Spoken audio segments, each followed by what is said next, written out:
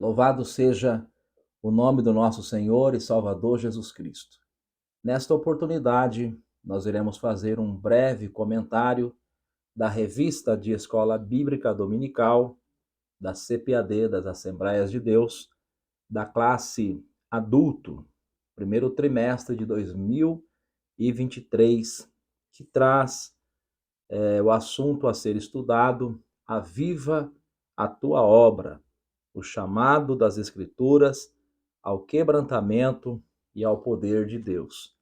A lição de número 4 será estudada na grande maioria das igrejas esparramadas pelo Brasil e também pelo mundo no próximo dia 22 de janeiro de 2023. E o tema da lição de número 4 é o ministério avivado de Jesus. O texto áureo está baseado em Lucas, capítulo 4, versículo 14, que diz: Então, pela virtude do Espírito, voltou Jesus para a Galiléia, e a sua fama correu por todas as terras em derredor. A verdade prática diz: o alcance espiritual da vida de um crente avivado revela a extraordinária atuação do Espírito Santo. A leitura bíblica em classe está baseada em Lucas, capítulo 4, do versículo 14 ao versículo 22, que diz assim: Então, pela virtude do Espírito, voltou Jesus para a Galiléia, e a sua fama correu por todas as terras em derredor. E ensinava nas sinagogas, e por todos era louvado. E chegando a Nazaré, onde fora criado, entrou num dia de sábado, segundo o seu costume, na sinagoga, e levantou-se para ler. E foi-lhe dado o livro do profeta Isaías. E quando abriu o livro, achou o lugar em que estava escrito: O Espírito do Senhor é sobre mim, pois que me ungiu para evangelizar os pobres, enviou-me a curar os quebrantados de coração, a apregoar liberdade aos cativos, a dar vista aos cegos e pôr em liberdade os oprimidos, e anunciar o ano aceitável do Senhor. E cerrando o livro e tornando a dá-lo ao ministro, assentou-se, e os olhos de todos na sinagoga estavam fitos nele. Então começou a dizer-lhes: Hoje se cumpriu esta escritura em vossos ouvidos. E todos lhe davam testemunho e se maravilhavam das palavras de graça que saíam da sua boca, e diziam: Não é este o filho de José? Muito bem, queridos e amados irmãos, ao iniciar este comentário sobre o ministério avivado de Jesus, eu gostaria de enfatizar que Jesus Cristo, ele viveu aqui nesta terra e ele possui as duas naturezas, tanto a natureza divina quanto a natureza humana. Jesus viveu nesta terra e ele passou pelos mesmos processos que todos nós passamos. É necessário enfatizar que Jesus venceu, ele venceu o mundo. Isso está escrito, em João, capítulo de número 16, versículo 33. Tenho-vos dito isso, para que em mim tenhais paz. No mundo tereis aflições, mas tende bom ânimo, eu venci o mundo. É necessário enfatizar que Jesus venceu o mundo na condição de homem. Jesus, como homem, venceu o mundo. O Evangelho, segundo escreveu São Mateus, no capítulo 1, versículo 1, faz questão de declarar a humanidade de Jesus. Está escrito assim: livro da geração de Jesus Cristo, filho de Davi, filho de Abraão. Também lá em Romanos, capítulo 1, versículo 3, é dito que Jesus é da descendência de Davi. Quando nós vamos para a carta que Paulo escreveu aos Gálatas, no capítulo de número 4, versículo de número 4, diz assim: mas vindo a plenitude dos tempos, Deus enviou seu filho, nascido de mulher, nascido sob a lei. Então nós vemos claramente que Jesus viveu nesta terra e passou por todos os processos que nós passamos. Lá em Mateus capítulo 2, versículo 11, é nos dito que Jesus, ele passou pelo período da infância, ele passou pelo período onde ele era um bebezinho, né, um pequeno menino. Mateus capítulo 2, versículo 11. E entrando na casa, acharam o menino com Maria, sua mãe, e prostrando-se, o adoraram, e abrindo os seus tesouros, lhe ofereceram dádivas, ouro, incenso e mirra. Então veja, Jesus, ele passou por todos os processos que nós passamos. A palavra de Deus diz lá na carta de Paulo aos Filipenses que Jesus claramente ele ele abriu mão da sua natureza divina. Ele encarnou, ele viveu como homem. Está escrito em Filipenses capítulo 2, versículo 5, de sorte que haja em vós o mesmo sentimento que houve também em Cristo Jesus, que sendo em forma de Deus, não teve por usurpação ser igual a Deus, mas aniquilou-se a si mesmo, tomando forma de servo, fazendo semelhante aos homens. Então veja, Jesus viveu nesta terra como homem. Jesus, em alguns momentos, ele utilizou-se, né, da, da natureza divina. Por exemplo, quando ele andou lá sobre as águas, né, quando ele caminhou sobre as águas, ali, sem dúvida, ele está se utilizando, né, da natureza divina. João, capítulo 6, do versículo de número 16 até o versículo 21, a palavra do Senhor nosso Deus diz claramente que o Senhor Jesus veio caminhando sobre as águas. Ali ele se utilizou da natureza divina, mas nunca, isso eu quero deixar bem claro, nunca Jesus utilizou-se da natureza divina em benefício próprio.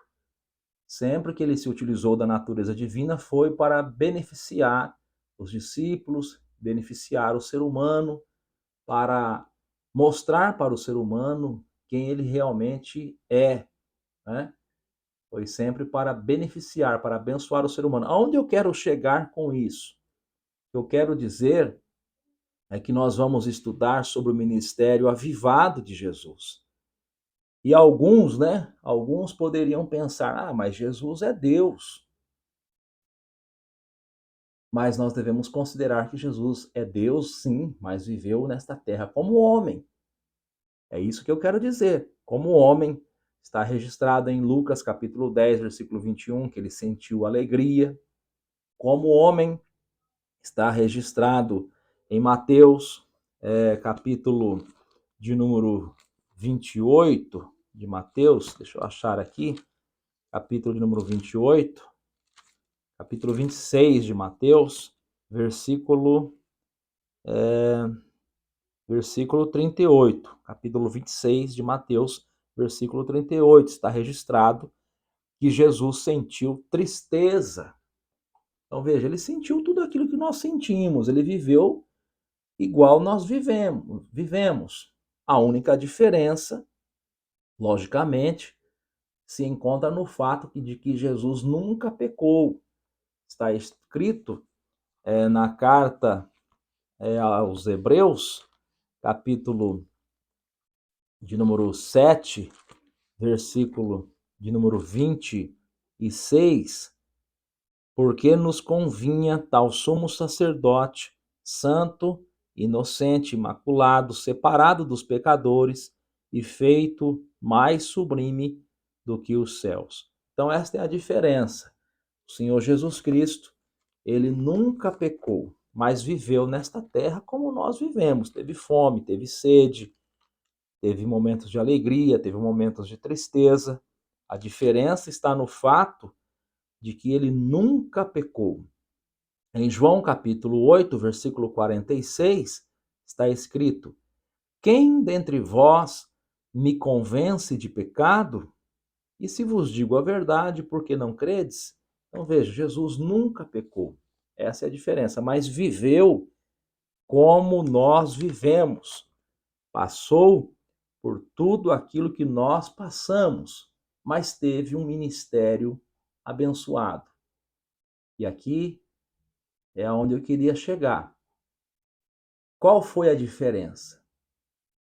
O que fez a diferença na vida de Jesus, considerando que ele viveu e venceu como homem? O que fez a diferença na vida de Jesus? Nós iremos estudar um pouquinho sobre isso nesta oportunidade. A introdução diz: Jesus iniciou o seu ministério na Galileia, provocando grande repercussão diante do povo, pois, abre aspas, a sua fama correu por todas as terras em derredor. Fecha aspas, Lucas capítulo 4, versículo 14. Isso aconteceu porque, abre aspas, pela virtude do Espírito Santo, Jesus voltou para a Galileia. Fecha aspas, Lucas capítulo 4, versículo 14. Nesta lição, veremos o impacto do ministério do Senhor Jesus sobre o povo. Além de um ministério avivado, sua mensagem era proclamada sob a autoridade do Espírito Santo. Veja, o comentarista ele se utiliza na introdução da citação de Lucas capítulo 4, versículo 14, quando a Bíblia diz que a fama de Jesus correu todas aquelas terras em derredor. Agora vamos considerar, do ponto de vista humano, o que aconteceu através da vida de Jesus. Um pequeno país no Oriente Médio, um pequeno país, Israel, sendo dominado pelo Império Romano, subjugado pelo Império Romano. Jesus, de uma família humilde, uma família simples, José e Maria, carpinteiro, uma família simples. E ele inicia o seu ministério, após ser batizado, ao norte de Israel, na região da Galileia, pregando a palavra, anunciando a palavra. Então veja, você vai afunilando. Veja, você vai estreitando, né? Você tem o mundo, você tem Israel, você tem a Galileia, e lá naquele lugarzinho peculiar, Jesus começa o seu ministério. Atualmente, as Nações Unidas consideram que o mundo tem registrado 193 países. Considera-se também que a humanidade possua algo em torno de 8 bilhões de pessoas. Destas 8 bilhões de pessoas, pelo menos 2 bilhões de pessoas se autodeclaram cristãos, né? Então veja, aqui eu não estou entrando no mérito de salvação, mas eu estou entrando no mérito da obra de Cristo, de como aquele pregador daquele lugarzinho pequeno iniciou a sua obra em um momento em que não existia rede social, não existia meios de comunicação em massa, e a sua obra chegou até nós. Veja a grandiosidade. A obra, o ministério de Jesus Cristo impactou civilizações, mudou o curso da história, mudou culturas, transformou milhões de vidas. Então veja, quem conseguiria realizar tal coisa se não fosse debaixo da unção e da graça do Espírito Santo? Quem conseguiria, humanamente falando? Veja, eu estou aqui comentando do ponto de vista humano. Quem conseguiria realizar tal coisa se não fosse pela graça do Senhor, pela unção do Espírito? O comentarista diz: nesta lição veremos o impacto do ministério do Senhor sobre o povo. Vamos para o livro de Malaquias, último livro do Antigo Testamento, capítulo 1, versículo 11, diz assim: mas desde o nascente do sol até o poente, será grande entre as nações o meu nome, e em todo lugar se oferecerá ao meu nome incenso e uma oblação pura, porque o meu nome será grande entre as nações, diz o Senhor dos Exércitos. Louvado seja Deus. Isso também é registrado em Salmos, isso também é registrado em Salmos, de número 113 e verso, Salmo 113 e verso de número 3. Desde o nascente do sol até o acaso será louvado o nome do Senhor. E eu pergunto aos irmãos, por causa de quem é louvado o nome do Senhor de uma extremidade à outra da terra? Por causa de quem? Qual é o motivo de haver em praticamente todas as nações, tanto do leste até o oeste, do norte ao sul, haver pessoas que louvam o nome do Senhor? Por motivo de quem? Por motivo de Moisés? Por motivo de Davi, de Abraão? Por motivo de algum dos patriarcas? Não. O nome do Senhor é louvado em todas as nações. Aonde você imaginar vai ter um crente, nem que for apenas um ali escondido, ali desapercebido, né? Às vezes alguém não nota, não percebe, mas vai ter alguém que serve ao Deus de Israel. E isso se dá, e isso acontece por causa do ministério avivado de Cristo, por causa da obra do nosso Senhor e Salvador Jesus Cristo.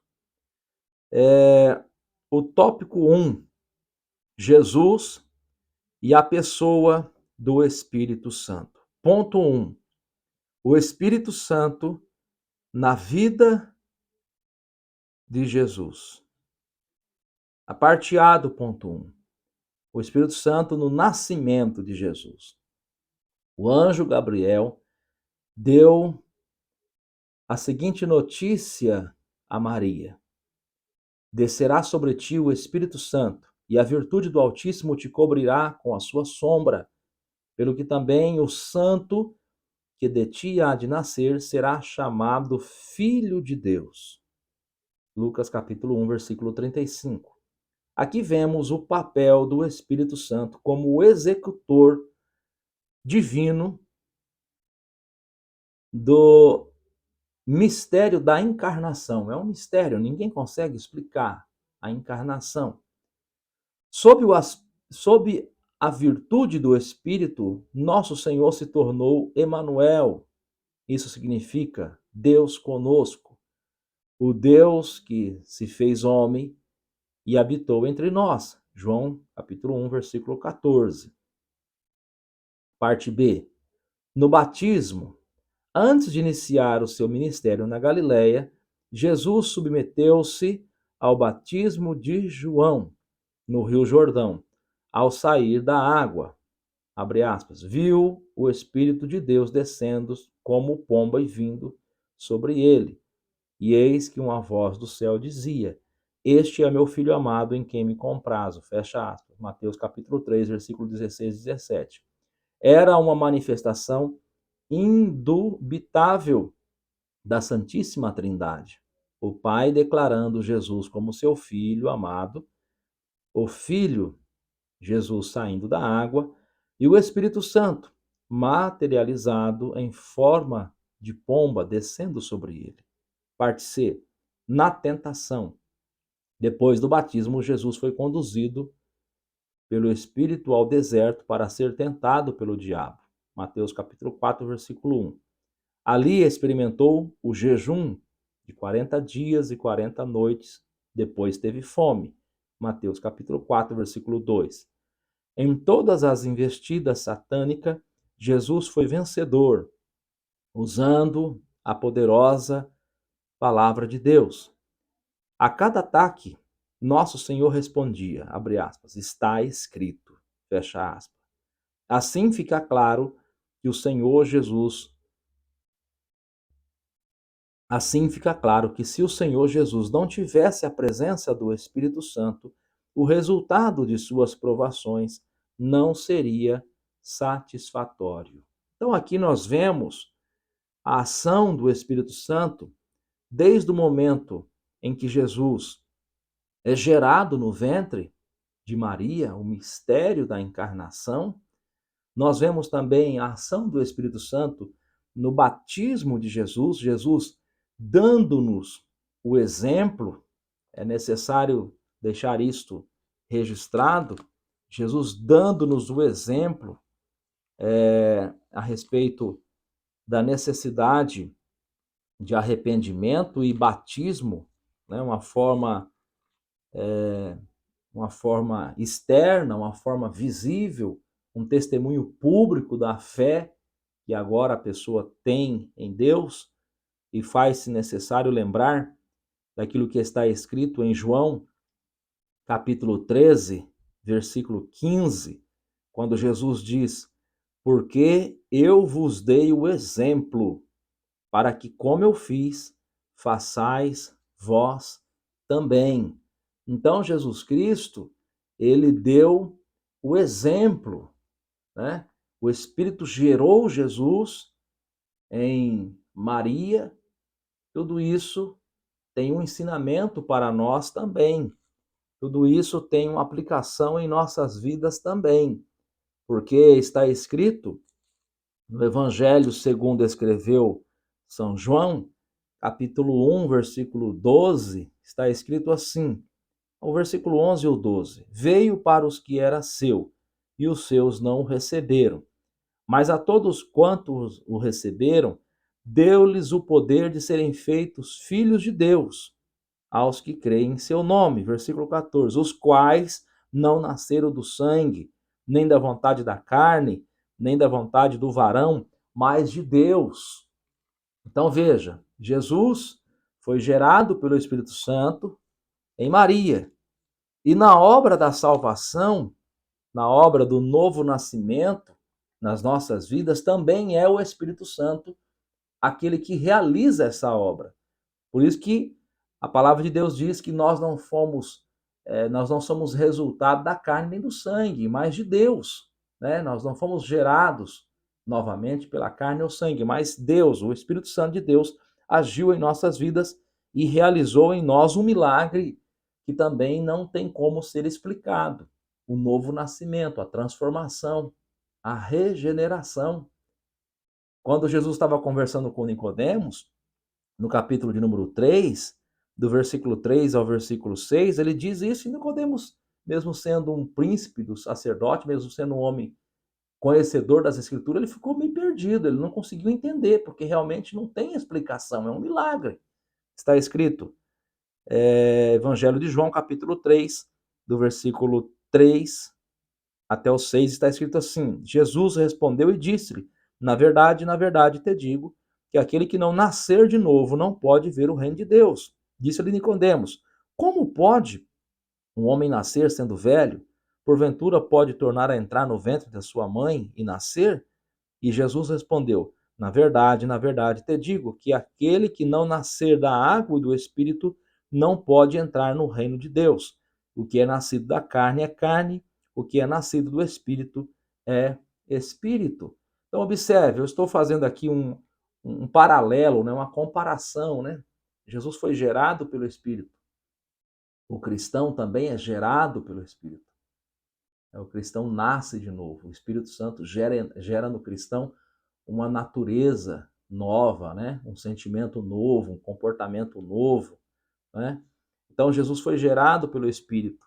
Jesus, ele cresceu, ele se desenvolveu, né? Porque às vezes a gente se esquece de alguns detalhes, a gente pega ali o nascimento de Jesus, depois já vai lá direto para o batismo de Jesus e o início do seu ministério. Mas nós devemos considerar que Jesus, ele sempre viveu na direção de Deus, na direção do Pai. Está escrito em Lucas capítulo 2, versículo 39 e 40. E quando acabaram de cumprir tudo segundo a lei do Senhor, voltaram a Galiléia para a sua cidade Nazaré. Versículo 40. E o menino crescia e se fortalecia em espírito, cheio de sabedoria, e a graça de Deus estava sobre ele. Então veja, durante todo o tempo que Jesus viveu nesta terra, ele viveu debaixo da graça de Deus, o Espírito de Deus agindo na vida de Jesus Cristo, através de Jesus Cristo. É tanto que quando a palavra de Deus vai descrever Jesus no meio dos doutores, né, os homens ficam maravilhados, aqui mesmo no capítulo 2 de Lucas, ficam maravilhados com a sabedoria que Jesus fazia e respondia, né, que Jesus conversava. Aí no versículo 52 do capítulo 2 de Lucas está escrito assim: e crescia Jesus em sabedoria e em estatura. Aqui está falando do físico, da parte humana de Jesus, intelectual de Jesus, física de Jesus. Sabedoria, parte intelectual, estatura, parte física. Mas aí a Bíblia vai falar também da parte espiritual de Jesus. E crescia Jesus em sabedoria e em estatura e em graça para com Deus e os homens. Então veja, Jesus viveu uma vida na presença de Deus. Jesus viveu uma vida na presença do Espírito de Deus, o Espírito de Deus sempre trabalhando na vida de Jesus enquanto ele viveu nesta terra como homem, né? O ponto 2 do primeiro tópico, o Espírito Santo no ministério de Jesus. Com cerca de 30 anos, Jesus iniciou seu ministério terreno, depois de voltar do Monte da Tentação no deserto da Judéia. A leitura bíblica em classe desta lição mostra que Jesus foi ungido pelo Espírito, abre aspas, para evangelizar os pobres, fecha aspas. Esta era a missão de seu ministério. De modo geral, nosso Senhor sabia que, por causa dos bens terrenos, Os ricos deste mundo não se interessam pela sua palavra. Mateus capítulo 19, versículo 23 e 24.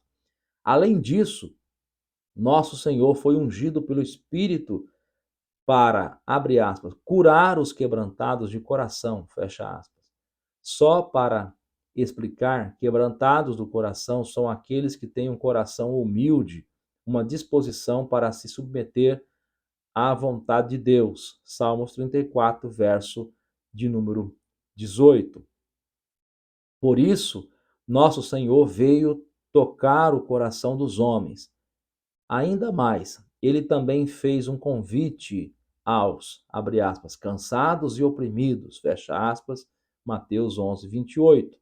Apregoou, abre aspas, liberdade aos cativos, fecha aspas, João capítulo 8, versículo 31 e 36. Aos que estão sujeitos à escravidão do pecado, Romanos capítulo 8, versículo 20 e 21. Deu, abre aspas, vista aos cegos, fecha aspas, João capítulo de número 9, versículo 39 e 41. E pôs, abre aspas, em liberdade os oprimidos, fecha aspas. Deste modo, o Espírito Santo atuava diretamente na obra do nosso Salvador.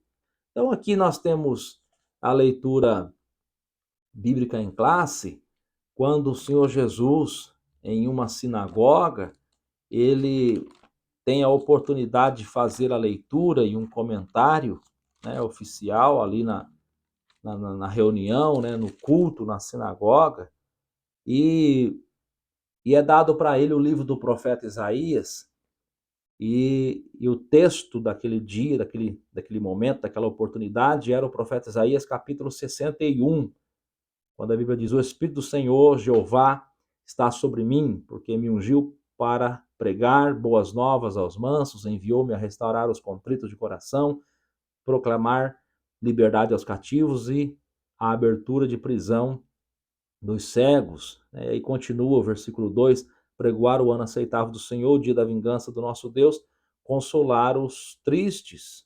Né? Então ali Jesus teve a oportunidade de fazer a leitura, e nós vemos claramente que o Espírito Santo de Deus, conforme disse Jesus, cumpriu esta profecia, né?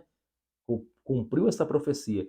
O Espírito Santo de Deus realmente agiu de forma maravilhosa sobre a vida e ministério do nosso Senhor e Salvador Jesus. Jesus viveu uma vida realmente cheia da presença do Espírito Santo, ungido pelo Espírito Santo. Toda a plenitude, toda a unção do Espírito Santo, todo o poder do Espírito Santo habita, habitou e habita em Jesus Cristo. Está escrito em Isaías, capítulo 11, versículo 2: e repousará sobre ele o Espírito do Senhor, e o Espírito de sabedoria, de inteligência, e o Espírito de conselho e de fortaleza, e o Espírito de conhecimento e de temor do Senhor. Toda a plenitude, todo o poder do Espírito Santo habitou e habita em Cristo Jesus. O apóstolo São Paulo, escrevendo a sua carta aos Colossenses, no capítulo 2, versículo 9, está escrito assim: porque nele, em Cristo, nele, habita corporalmente toda a plenitude da divindade. Porque nele habita corporalmente toda a plenitude da divindade. Então o Espírito de Deus estava sobre Jesus, agindo sobre Jesus Cristo de forma maravilhosa. Em Atos, quando Pedro está na casa de Cornélio, capítulo 10, versículo 30, versículo de número 37 e 38, está escrito assim: e esta palavra, vós bem sabeis, veio por toda a Judéia, começando pela Galiléia, depois do batismo, que João pregou, como Deus ungiu a Jesus de Nazaré, como Deus ungiu Jesus de Nazaré, com o Espírito Santo e com virtude, o qual andou fazendo bem e curando a todos os oprimidos do diabo, porque Deus era com ele. Pedro fazendo um relato do ministério terreno de Jesus Cristo. Por que tantas coisas maravilhosas aconteceram? Por que ele teve tanto sucesso em seu ministério? Porque Deus ungiu ele com o Espírito Santo, com virtude, e ele andou fazendo bem, curando todos os oprimidos do diabo. E aí Pedro enfatiza novamente, porque Deus era com ele. Então isto deve ser o desejo do nosso coração, que Deus venha ser conosco em tudo quanto nós formos fazer. Aqui ainda na parte C do primeiro ponto aí, do primeiro tópico, eu gostaria de destacar que o comentarista diz: em todas as investidas satânicas, Jesus foi vencedor, usando a poderosa palavra de Deus. Lá na carta do apóstolo São Paulo, a segunda carta do apóstolo Paulo aos Coríntios, no capítulo de número 10, versículo 4, está escrito assim: porque as armas da nossa milícia não são carnais, mas sim poderosas em Deus para a destruição das fortalezas. Então veja, Jesus, todas as vezes que o diabo tentou Jesus, Jesus citava a palavra. Jesus se utilizava das armas espirituais que o Pai concede a todos os seus filhos, a palavra. Então, a igreja não tem outro método, não tem outra forma de ser vitoriosa a não ser através da palavra. Jesus teve vitória porque ele sempre se utilizou da palavra, sempre se respaldou na palavra. O tópico de número 2 vai falar sobre Jesus e a oração em seu ministério. Lembre-se, os irmãos, que no início eu fiz questão de enfatizar a humanidade de Cristo. A humanidade de Cristo. Né? Jesus viveu nesta terra 100% Deus, mas também 100% homem. E ele deu muito mais ênfase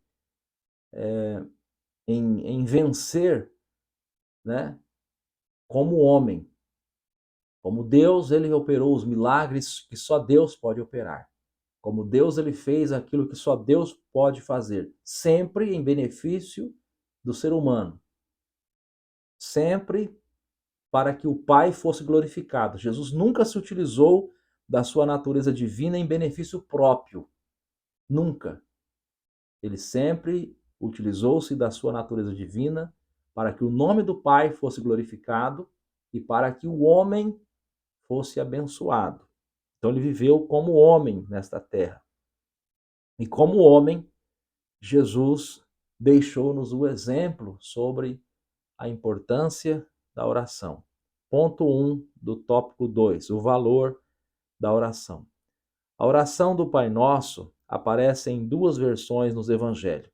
A primeira em Mateus, capítulo 6, versículo 9 ao 13. A segunda em Lucas, capítulo 11, versículo 2 ao versículo 4. Em Mateus, ela se encontra no contexto do Sermão do Monte. Ali, a oração do Pai Nosso não cumpre mera orientação litúrgica, mas revela o coroamento de um estilo de vida sem hipocrisia e exibicionismo religioso. Mateus capítulo 6, versículo 5 ao versículo 9. Dessa forma, uma pessoa avivada se dirige a Deus como o, abre aspas, Pai Nosso, fecha aspas, abre aspas, santifica, fecha aspas, o nome dele deseja a vinda do reino, né? Abre aspas, a vinda do reino, fecha aspas, anela por viver a vontade de Deus, a cada dia está na dependência do Senhor, né? Dá-nos o pão nosso, né? Tá em aspas e parênteses. Confessa os pecados e pede perdão. Ela suplica por proteção de Deus e finalmente sabe que dele é o reino, o poder e a glória para sempre. Mateus capítulo 6, versículos 5 ao 9. Essa oração revela uma vida humilde e quebrantada diante de Deus. Ponto 2 do tópico 2 diz: uma vida de oração. Nos evangelhos, podemos perceber várias ocasiões de oração no ministério de Jesus. Ele orou para escolher os seus discípulos. Aqui nós temos Lucas, né? Capítulo 6, versículo 12 ao 16. Fez uma oração de gratidão por Deus se revelar aos humildes por ocasião do envio dos 70 discípulos. Lucas capítulo 10, versículo 21. Mateus capítulo 11, versículo 25. Logo, aprendemos com Jesus a importância de uma vida de oração, pois, mesmo sendo Deus, na condição humana, nosso Senhor buscava comunhão com o Pai por meio da oração.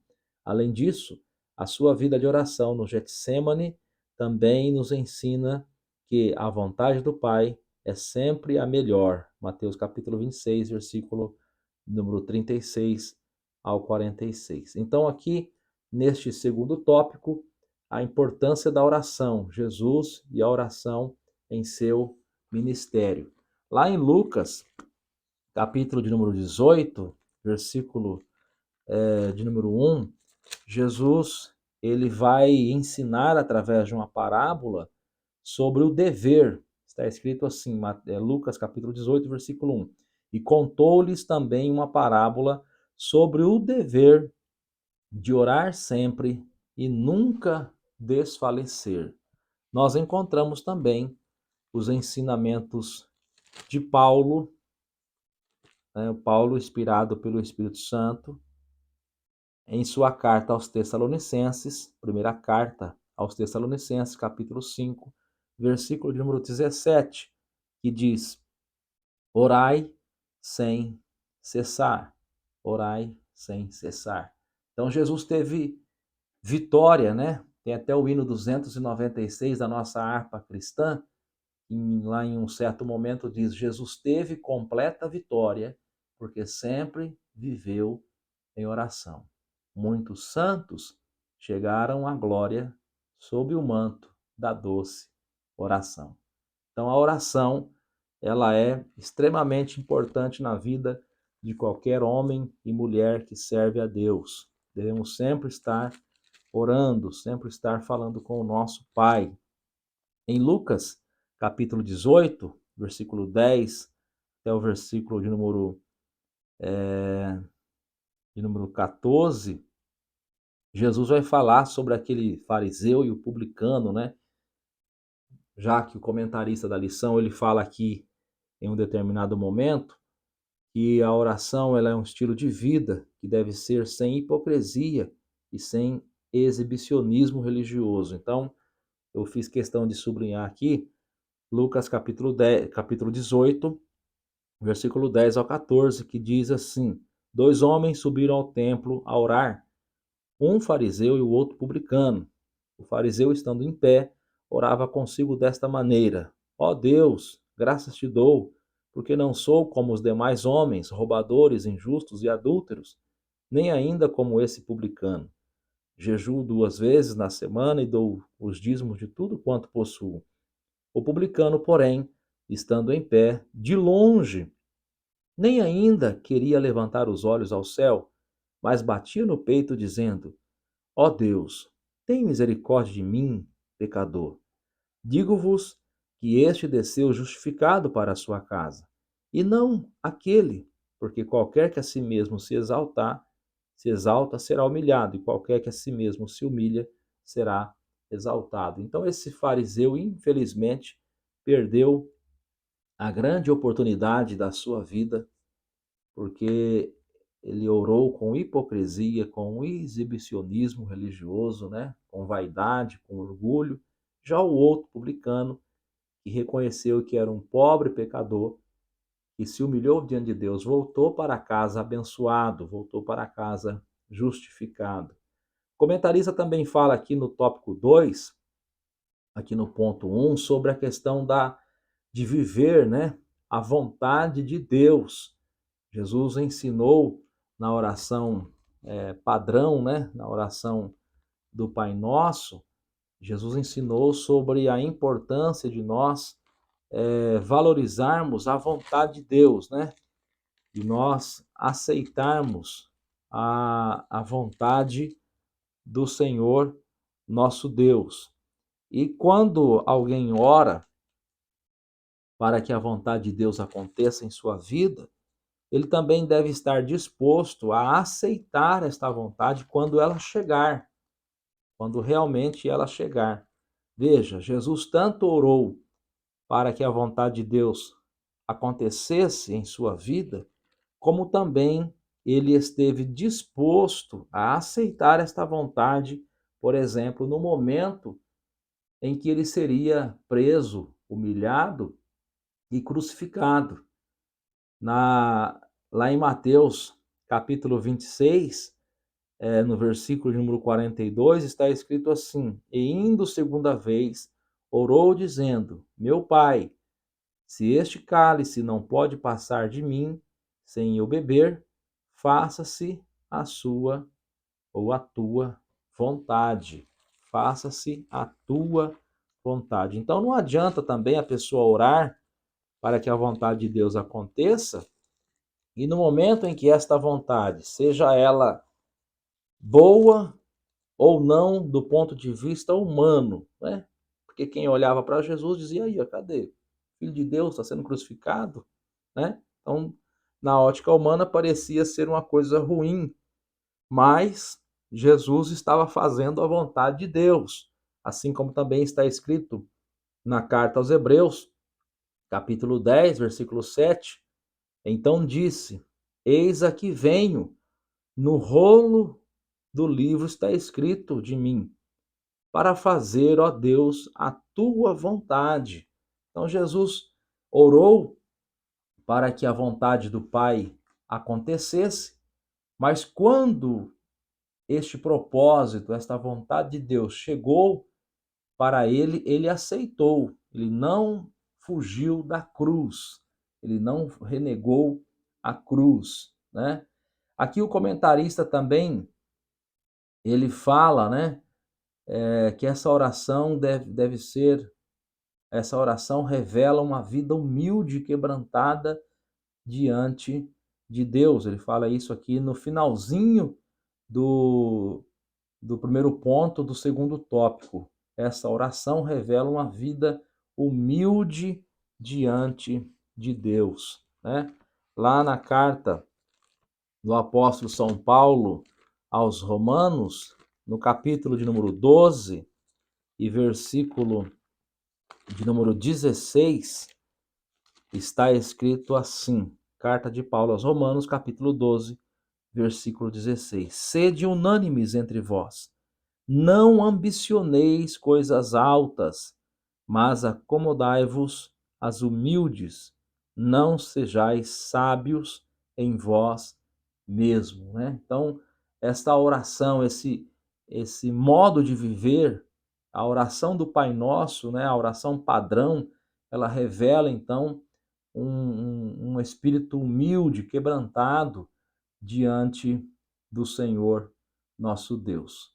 Então, aqui está o tópico 2, Jesus e a oração em seu ministério. Nós vemos claramente que o Senhor Jesus, ele sempre orava e ele ensinou a respeito da importância da oração, né? Ele sempre orava. Nem sempre ele ele priorizava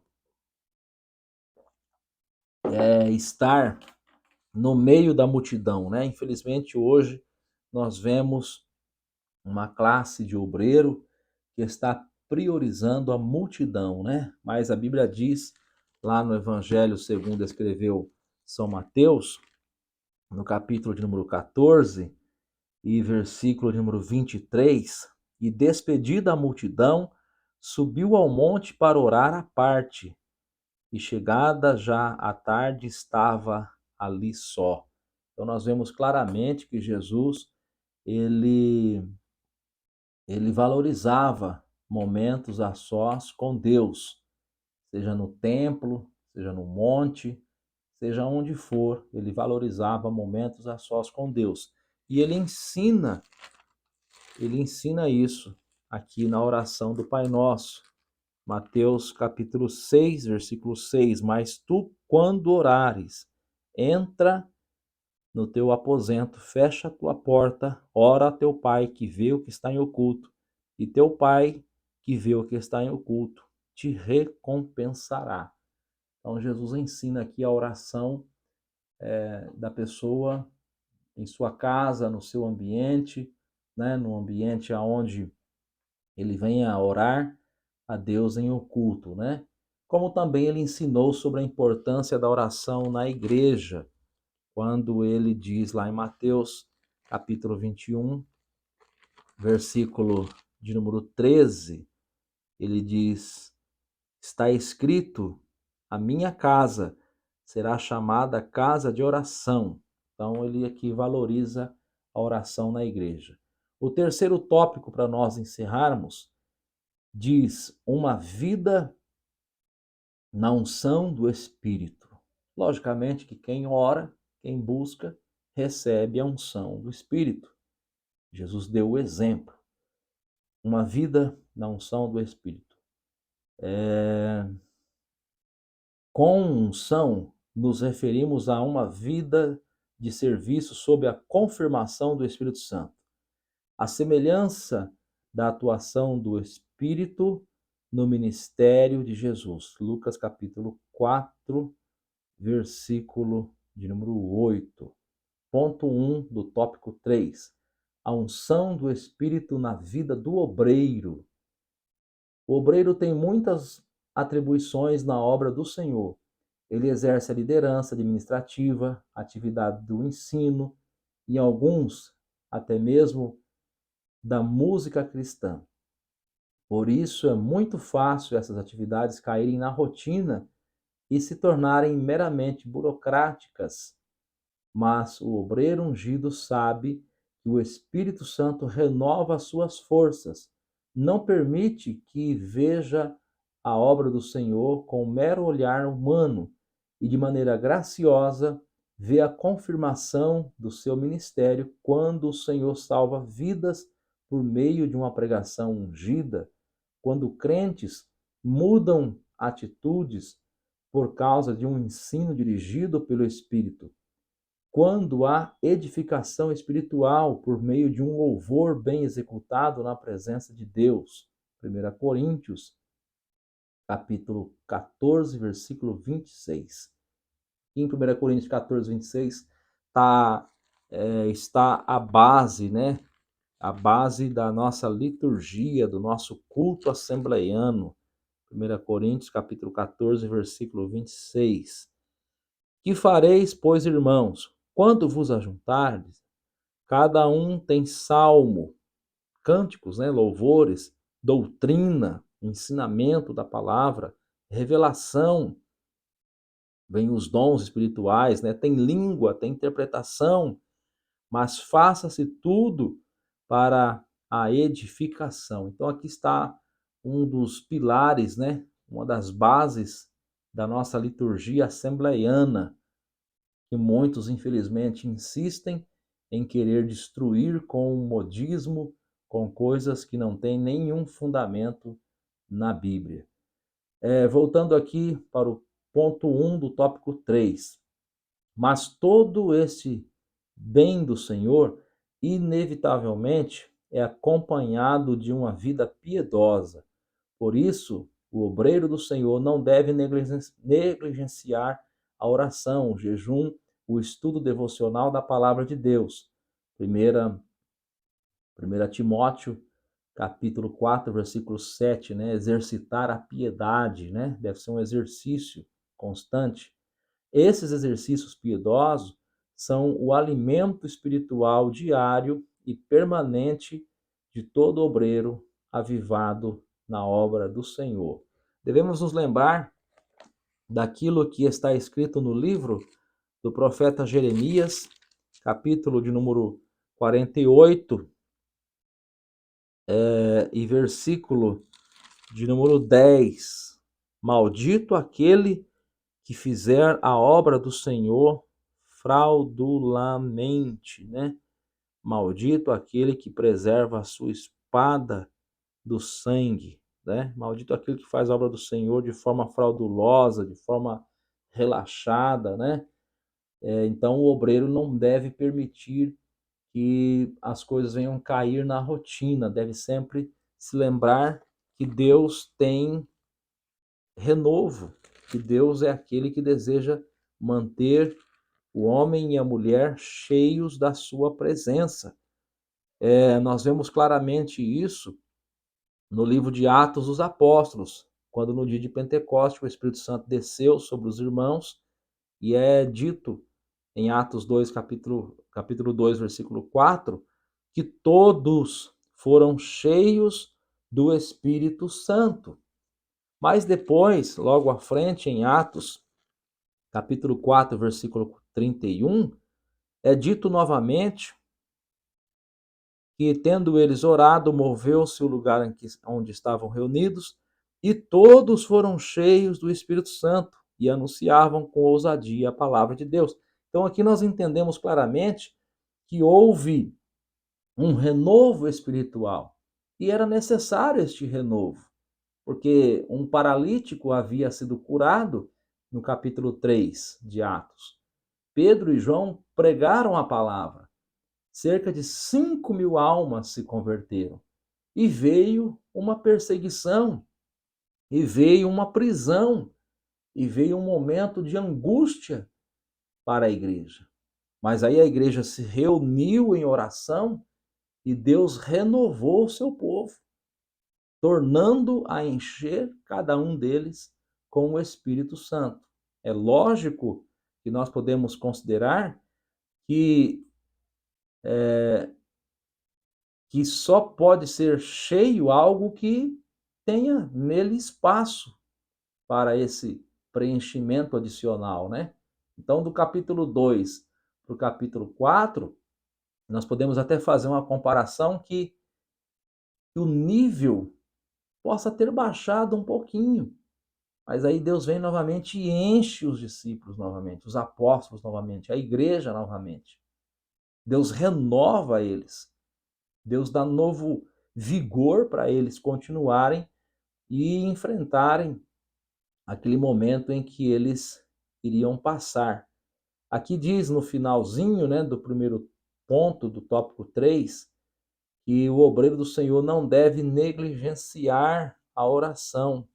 Nós podemos ver isso muito nítido na vida de Paulo, quando no capítulo 16, versículo 13 de Atos, ele estando em Filipos, a Bíblia diz que no dia de sábado saímos fora das portas, para a beira do rio, onde julgávamos haver um lugar para oração.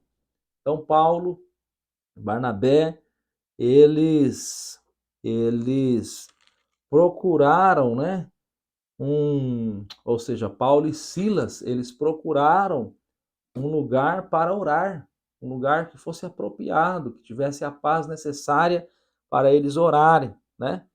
Depois, a moça lá que era perturbada por demônios foi liberta, houve um reboliço na cidade, eles foram presos, foram açoitados, mas veja, mesmo passando por prisões, por açoite, no versículo 25, a Bíblia diz que Paulo e Silas, perto da meia-noite, oravam e cantavam hinos a Deus. Então veja que, mesmo passando por dificuldades, os apóstolos, os obreiros do livro de Atos, né, da igreja primitiva, eles insistiam na oração, eles continuavam buscando ao Senhor nosso Deus em oração. Na segunda carta que Paulo escreveu aos Coríntios, no capítulo 6, quando ele faz uma defesa do seu ministério, quando ele faz um relato do seu ministério, no versículo de número 5, ele diz assim: nos açoites, nas prisões, nos tumultos, nos trabalhos, nas vigílias, nos jejuns, na pureza, na ciência, na longanimidade, na benignidade, no Espírito Santo, no amor não fingido. Então, Paulo deixa bem claro que eles valorizavam a piedade, valorizavam a oração, a consagração, a busca pela presença do Senhor nosso Deus para se manterem avivados, realizando a obra do Senhor.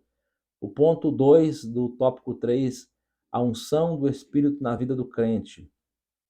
Viver uma vida na unção do Espírito não é privilégio apenas dos que exercem vocação ministerial na igreja local. A palavra de Deus diz que somos o sacerdócio real, chamados para anunciar as virtudes daquele que vos chamou das trevas para a sua maravilhosa luz. 1 Pedro capítulo 2, versículo 9. Mais precisamente, Deus chamou cada crente para comunicar o evangelho em todos os lugares em que os seus pés tocarem. Mateus 28, 19, Efésios 6, 15. Mas para isso, a nossa vida deve estar debaixo da unção do Espírito. Mateus 25, verso 4. Então, exerceremos influência poderosa em nossa família, na faculdade, no local do trabalho ou em quaisquer esfera da sociedade. Assim, seremos testemunhas poderosas de Jesus sob a unção do Espírito Santo. João 14, verso 26. Então, a unção do Espírito, viver na unção do Espírito, não é algo restrito aos obreiros. Até porque lá em Joel 2, 28 e 29, o Senhor Deus prometeu que derramaria do seu Espírito sobre toda a carne. Ali não é dito que ele iria derramar do seu Espírito apenas sobre a vida dos obreiros. E todos aqueles que são discípulos de Jesus Cristo devem estar vivendo na presença de Deus, devem estar sempre cheios de Deus e capacitados para servirem ao Senhor Deus todas as vezes que Deus achar necessário.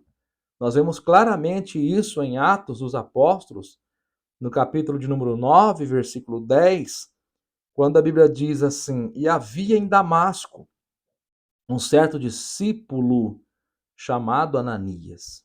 E disse-lhe o Senhor em visão: Ananias, e ele respondeu: eis-me aqui, Senhor. Quem era Ananias? Um discípulo. Não fosse esse relatório de Atos 9, ninguém nem ia saber que existia Ananias. Mas lá estava aquele servo do Senhor, cheio da presença de Deus, e quando o Senhor Deus viu que se fazia necessário se utilizar dele, Deus teve acesso a ele. Deus chamou e ele prontamente disse: eis-me aqui, Senhor. Louvado seja o nome do nosso Senhor e Salvador Jesus Cristo. A conclusão. Nesta lição vimos que o Senhor Jesus teve um ministério avivado porque foi ungido pelo Espírito Santo. Ora, se o Senhor Jesus, sendo Deus, foi ungido pelo Espírito Santo para beneficiar o seu ministério, por que conosco seria diferente? Vivamos, pois, uma vida de serviço na causa do Mestre, de modo que o Espírito Santo confirme a nossa vocação. Louvado seja o nome do Senhor Jesus Cristo. Bendito seja o nome do Senhor, que cada um de nós venhamos viver na dependência do Espírito Santo. Que Deus continue abençoando a sua vida, a vida da sua família, em nome de Jesus Cristo.